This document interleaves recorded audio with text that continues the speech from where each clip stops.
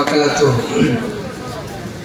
إن الحمد لله نحمده ونستعينه ونستغفره ونؤمن به ونتوكل عليه ونعوذ بالله من شرور أنفسنا ومن سيئات أعمالنا.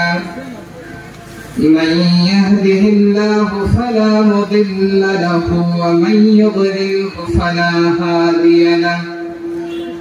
ونشهد أن لا إله إلا الله وحده لا شريك له. ونشهد أن سيدنا وسندنا حبيبنا وحبيب طبيبنا وقلوبنا أرواحنا وأولانا ومولانا محمدا عبده ورسوله الذي أرسله بالحق بشيرا ونذيرا وداعيا إلى الله بإذنه وسراجا منيرا. فقد قال الله تبارك وتعالى في كلامه المجيد وفرقانه الحميد: أعوذ بالله من الشيطان الرجيم. بسم الله الرحمن الرحيم. يا أيها الذين آمنوا كتب عليكم الصيام كما كتب على الذين من قبلكم لعلكم تتقون إلى آخر الآية. عن أبي هريرة رضي الله عنه عن النبي صلى الله عليه وسلم قال: إذا دخل شهر رمضان فتحت أبواب الجنة وغلقت أبواب النار وسلسلت الشياطين، أو كما قال عليه الصلاة والسلام. صدق الله مولانا العظيم وصدق رسوله النبي الأمي الكريم، ونحن على ذلك لمن الشاهدين والذاكرين والشاكرين، والحمد لله رب العالمين.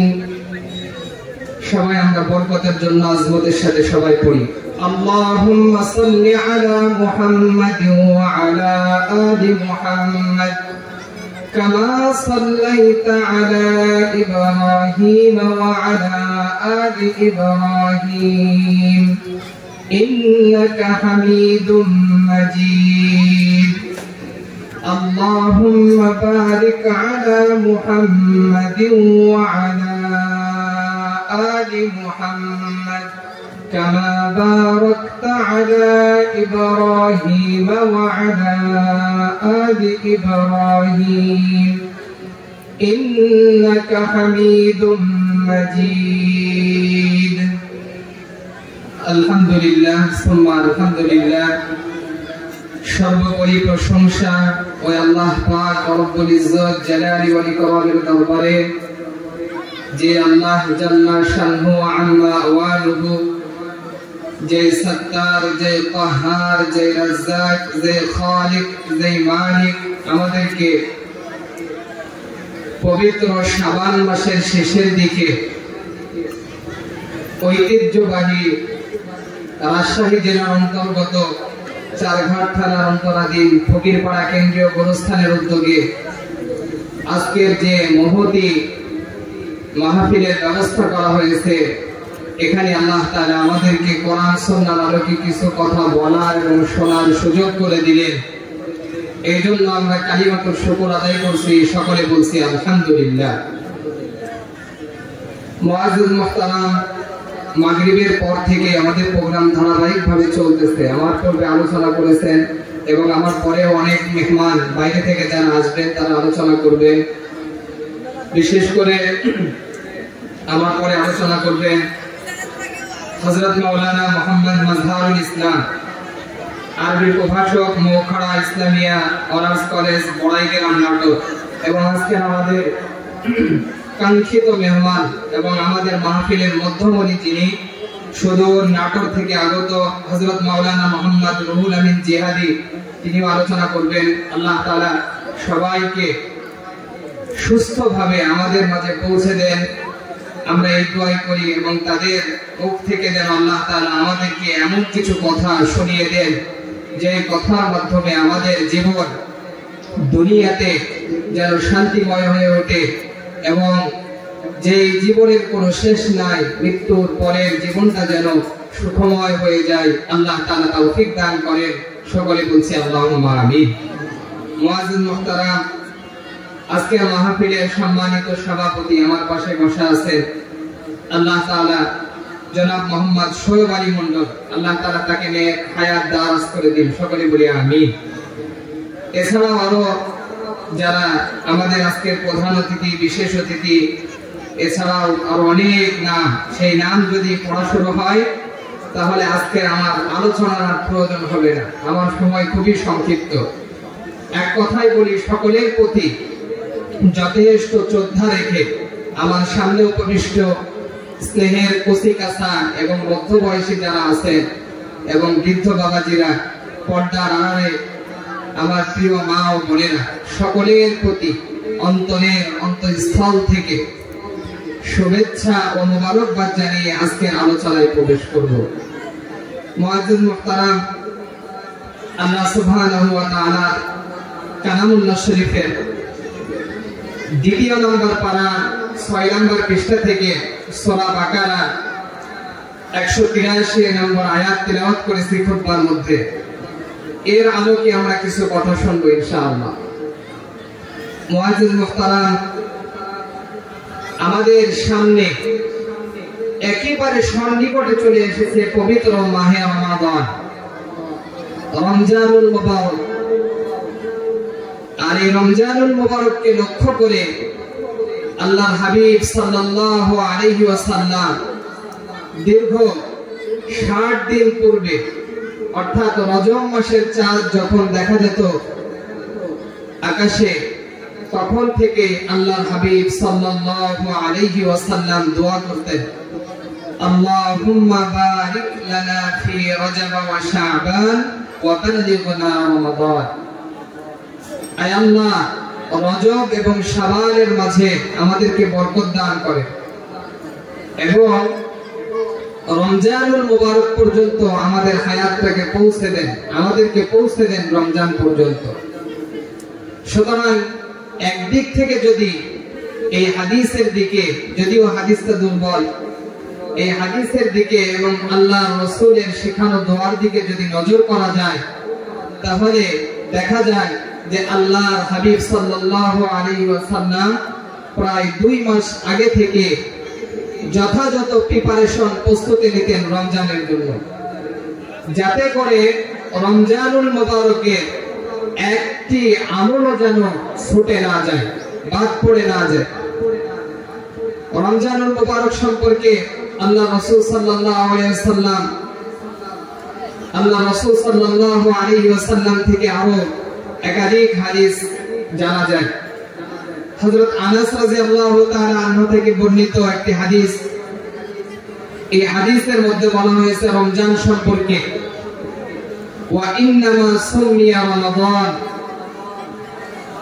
আনাস রাদিয়াল্লাহু তাআলা আনহু বলেন, রাসূল করিম সাল্লাল্লাহু আলাইহি ওয়াসাল্লামের ইরশাদ নকল করে যে আল্লাহ তাআলা নিজে এই রমজানুল মুবারকের নামকরণ করেছেন, যাতে করে মানুষ দুনিয়ার জমিনে বিচরণ করার ক্ষেত্রে তাদের জীবনে যত ত্রুটি বিচ্যুতি হবে, এই সমস্ত ত্রুটি বিচ্যুতি, নাফরমানি এবং আল্লাহ তাআলার মাসিয়াতগুলা যেন এই রমজানুল মুবারকে মাফ করায় নিতে পারে, ক্ষমা করায় নিতে পারে, এবং আল্লাহ তাআলাও তাই করবেন। রমজানের শাব্দিক অর্থ যেটা আসে সেটা হলো জ্বালানো, পোড়ানো, ধ্বংস করা, নিঃশেষ করে দেওয়া, একেবারে শেষ করে ফেলা। তো কি শেষ করবে? বলে আদমের জীবনের মধ্যে যতগুলো পাপ আছে, সারা 11টা মাস, পূর্ণ 11টা মাসের মধ্যে চলা বলা, আচার আচরণ, তার আল্লাহ তাআলার হুকুমের বাইরে চলা বলার কারণে যে অন্যায় অপকর্মগুলো করে ফেলেছে, এগুলার প্রতি অনুশোচনা করে আল্লাহ তাআলার দিকে যদি এই মাসে কেউ মুতাওয়াজ্জহ হয়, ফিরে আসে, আল্লাহ তাআলা তার জীবনটাকে পবিত্র করে দিবেন। সকলে বলি সুবহানাল্লাহ। এজন্য মুআজ্জিন মুহতারাম, রমজানুল মুবারকের দাম অনেক বেশি, অনেক বেশি। আমরা সকলেই কম বেশি জানি রমজানুল মুবারকের রোজা আমাদের জন্য ফরজ, কিন্তু দেখা যাবে অনেকে এসির মধ্যে থেকে অনেক শান শৌকতের মধ্যে বসে আছে, অথচ রমজান মাসের রোজা সে আদায় করতেছে না। আবার এই যে ফাল্গুন মাস তো পড়ে গেছে, চৈত্র মাস আমাদের সামনে, অত্যন্ত মাটি ফাটা রোদের মধ্যে যারা কাজ করবে, মাঠে খাটবে, ঘন্টার পর ঘন্টা, যখন অত্যন্ত কষ্ট হয় তখন শরীরের উপরে ঠান্ডা পানি ঢালে, গোসল করে, কিন্তু রবের ভয়ে, আরশে আজিমের মালিকের ভয়ে এই এক ফোঁটা ঠান্ডা পানি কণ্ঠনালীর মধ্যে ঢালে না। কারণ তার অন্তরের মধ্যে ভয় কার? বুঝে থাকলে বলেন তো, আল্লাহ। এই ব্যক্তি একটি রোজাও ছাড়বে না। এই জন্যই আল্লাহ তাআলা হাদিসে কুদসির মধ্যে বলেছেন, আস-সাওমু লি ওয়া আনা আজজি বি, রোজা আমার জন্য আর এর প্রতিদান আমি নিজেই দেব। আবার কোন কোন মুহাদ্দিসিন এখানে ব্যাখ্যা করছেন, এর প্রতিদান স্বয়ং আল্লাহ তাআলা নিজেই। এই জন্য মুআজ্জিন মুহতারাম, রোজা সম্পর্কে আপনারা জেনে খুশি হবেন, আল্লাহ তাআলা কোরআনুল কারীমের মধ্যে সমস্ত বিষয়ের হেডলাইন বলেছেন, সমস্ত বিষয়। যেমন আমরা সকলে জানি আল্লাহর হাবিব সাল্লাল্লাহু আলাইহি ওয়াসাল্লাম থেকে যে হাদিস ওমর ফারুক রাদিয়াল্লাহু তাআলা আনহু থেকে বর্ণিত, عن عمر بن الخطاب رضي الله عنه أنه قال قال رسول الله صلى الله عليه وسلم بني الإسلام على 5 شهادة أن لا إله إلا الله। এই হাদিসের মধ্যে, হাদিসের শুরুর অংশ বললাম, এই হাদিসের যে সারমর্ম এখানে আল্লাহর হাবিব সাল্লাল্লাহু আলাইহি ওয়াসাল্লাম ব্যক্ত করেছেন, পুরা ইসলামের স্তম্ভ 5টি ভিত্তির উপরে স্থাপিত।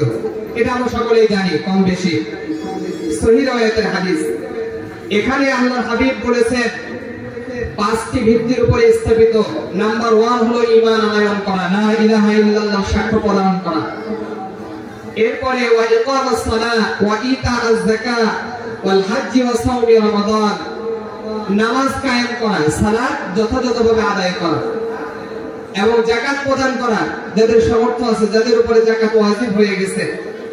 এরপরে যদি সামর্থ্য হয় তাহলে বাইতুল্লাহর জিয়ারত করা, হজ করা। এরকম ভাবে সমস্ত বিষয়ের হেডলাইনও আল্লাহ তাআলা কোরআনুল কারীমে বলেছেন। হজ সম্পর্কে বলেছেন, এরপরে নামাজ সম্পর্কে একাধিক জায়গায় আল্লাহ তাআলা বলেছেন, দ্বীন সম্পর্কে, ঈমান আনয়ন করা সম্পর্কেও আল্লাহ তাআলা বলেছেন। 3 নম্বর পারার মধ্যে যদি আমরা দেখি, এখানে দেখা যাবে আল্লাহ তাআলা একাধিক জায়গায় বলেছেন।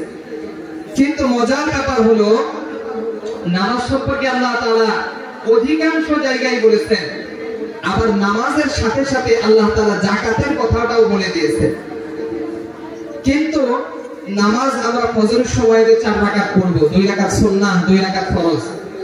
এরপরে জোহরের সময়, জোহরের ফরজ নামাজের পূর্বে 4 রাকাত সুন্নাহ, এরপরে 4 রাকাত, এরপরে 4 রাকাত ফরজ, এরপরে আবার 2 রাকাত সুন্নাহ, ইত্যাদি বিষয়গুলো আল্লাহ তাআলা কোরআনুল কারীমে বলেন নাই। নামাজের কথা বলেছেন, জোহরের সময়ের কথা বলেছেন। তো জোহরের সময়ে 10 রাকাত 12 রাকাত যে পড়বো, এটা কোথায় পেলাম? আল্লাহর হাবিব সাল্লাল্লাহু আলাইহি সাল্লামের হাদিসের মধ্যে আসছে। এতগুলো কথা এই জন্য বললাম যে সমস্ত বিষয় সম্পর্কে বিস্তারিত আলোচনা আমরা হাদিস থেকে পাই, সুন্নাহ থেকে পাই। আর এগুলার হেডলাইন হলো কোরআনুল কারীমের মধ্যে আল্লাহ তাআলা বলেছেন। কিন্তু রোজার ব্যাপারটা পুরোটাই ভিন্ন রকম।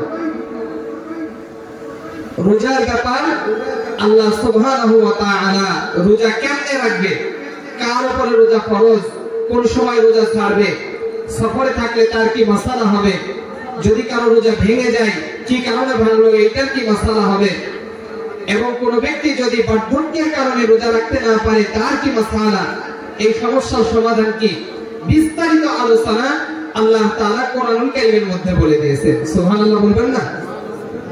মুআজ্জিজ মুহতারাম, দারুণ ব্যাপার। আল্লাহ তাআলা আবার আমাদেরকে অনেক দূর এগিয়ে যেতে হবে, বিষয়টা এমন নয়। কোরআনুল কারীম খোলার সঙ্গে সঙ্গে 2 নম্বর পারার 6 নম্বর পৃষ্ঠা থেকে শুরু হয়ে গেছে রোজার বিস্তারিত আলোচনা।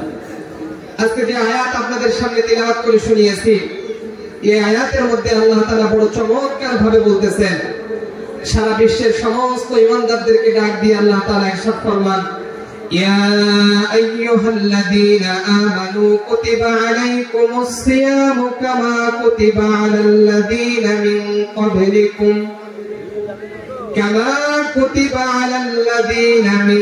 ক্বাবলিকুম লাআল্লাকুম তাত্তাকুন।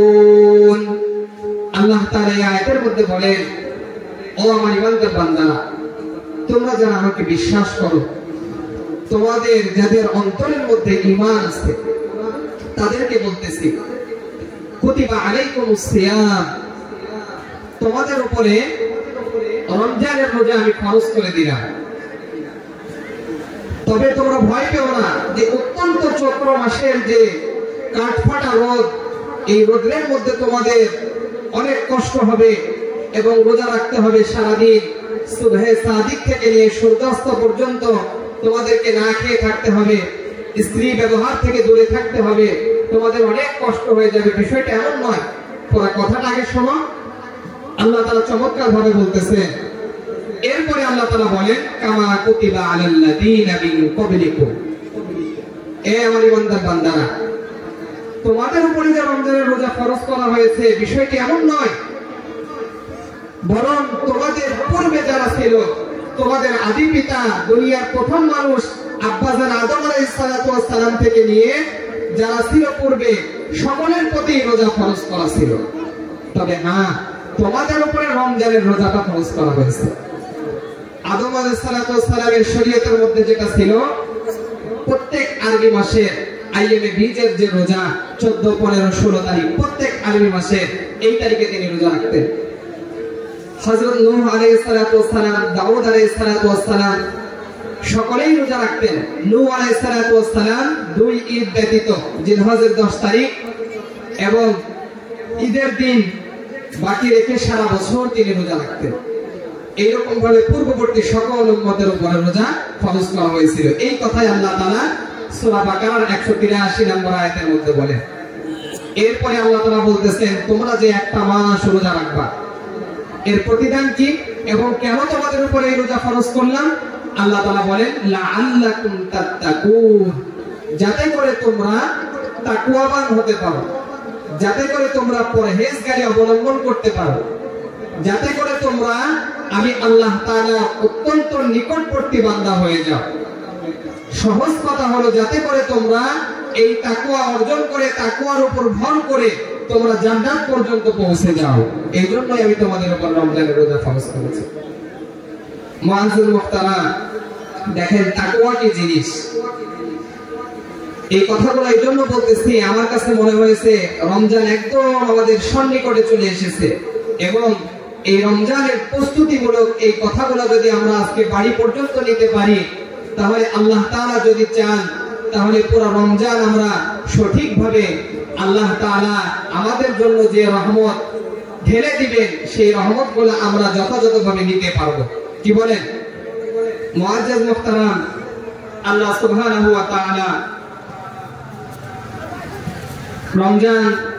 রমজানুল মুবারক সম্পর্কে আয়াতের মধ্যে বলেছেন এবং এরপরে আল্লাহ তাআলা বলেন যে তোমরা যে ভয় পেয়ে গেছো রোজা রাখতে হবে অনেক দিন, বিষয়টা এমন নয়। আইয়ামান মা'দুদাত, হাতে গোনা কয়েকটা দিন, দেখতে দেখতে শেষ হয়ে যাবে। আল্লাহ পাকের ওয়াদায় বান্দা হয়তোবা 30 দিন অথবা 29 দিন, 31 দিন হবে না।